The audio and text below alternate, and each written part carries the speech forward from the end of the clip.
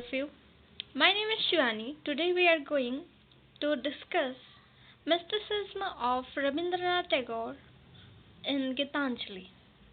Introduction about the poet. Rabindranath Tagore born Rabindranath Thakur on 7 May 1861 and he left the world at 7 August 1941. Subsequent Gurudev, Kobi Guru, Viswakobi was an Bengali polymath, poet, writer, playwright, composer, philosopher, social reformer, and painter. He reshaped Bengali literature and music as well as Indian art with contextual modernism in the late 19th and early 20th centuries. Author of the profoundly sensitive, fresh, and beautiful poetry of Gitanjali, he became in 1913 the first non European and the first lyricist to win the Nobel Prize in Literature. Tagore's poetic songs were viewed as spiritual and medical, however, his elegant prose and magical poetry remains largely unknown outside Bengal.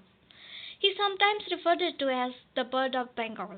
He was a fellow of the Royal Asiatic Society.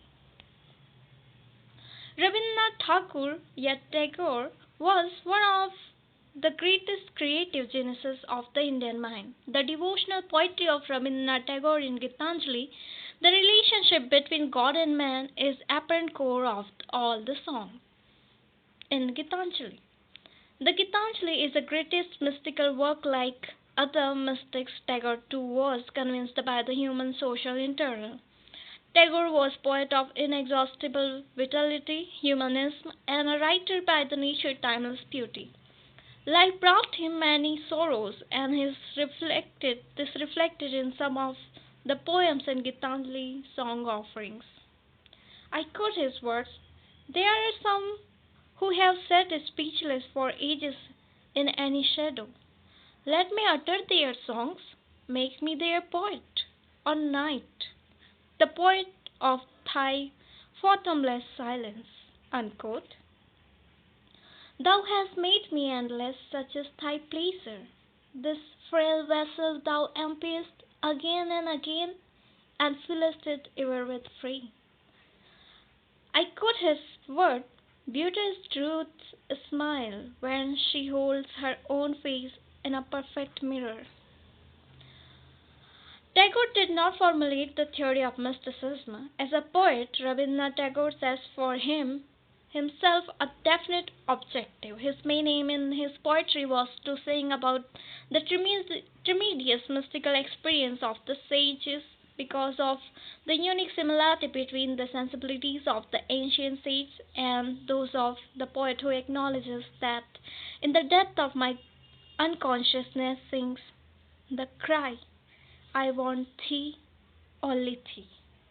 Tagore is a pure poet, not a theorist who would formulate a rigid system to describe his mystical experience that for him a great emotive value.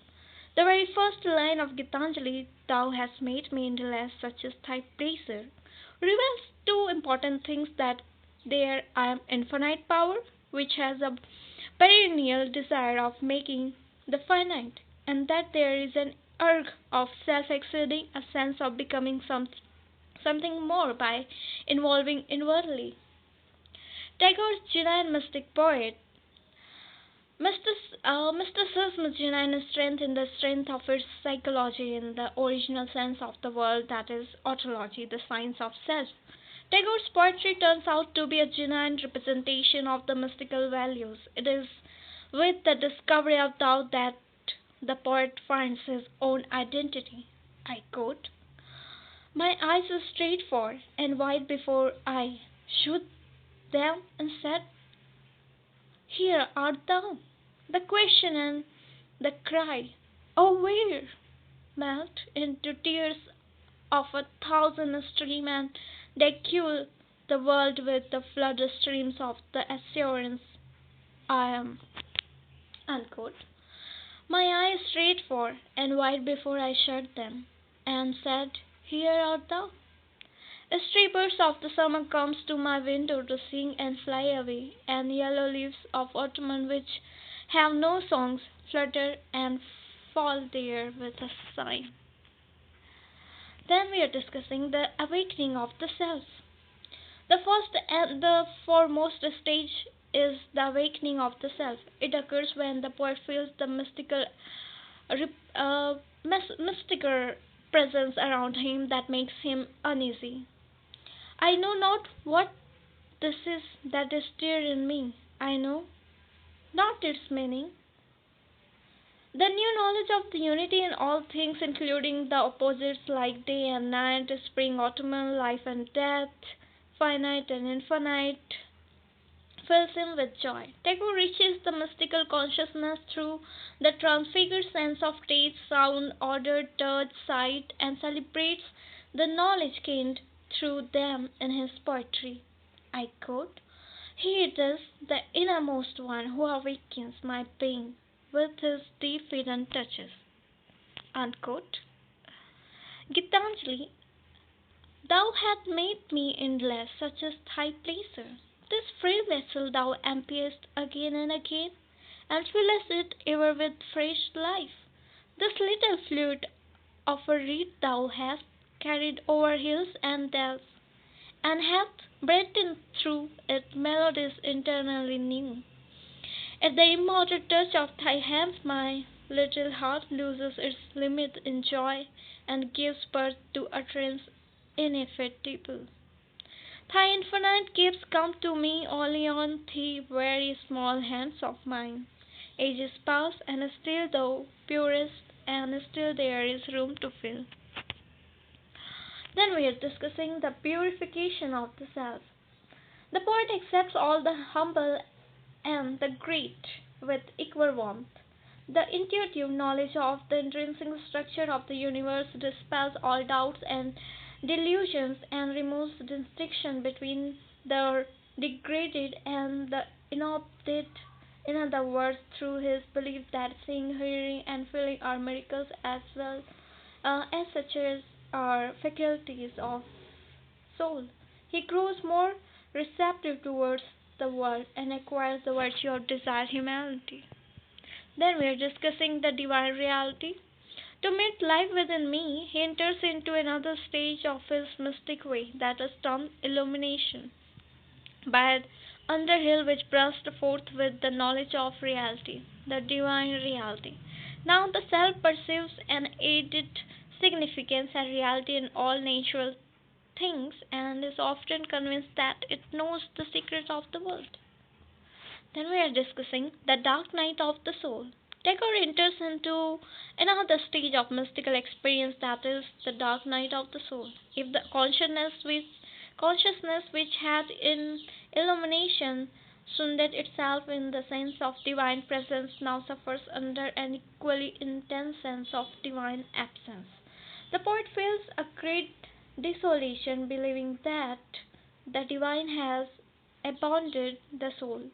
He experiences a strange, fleeting emptiness in himself. His soul pl- plunges into the dark night, and he grows desperately aware of his sinfulness. His agonized self finds a poetic outlet in Gitanjali. I quote, "Misery knocks at the door, and her message is that thy Lord is awake full, and he called thee to the love that is through the darkness of night." Unquote. Srinivas Iyengar says, "The progress in unnecessary convinced as a battle, as a journey, and as a continuing sacrifices, culminating in a total offending of all surrender, so that by losing all one may gain all." I quote the words of Rabindranath Tagore: "Let us not pray to be sheltered from danger, but to be fearless when facing them."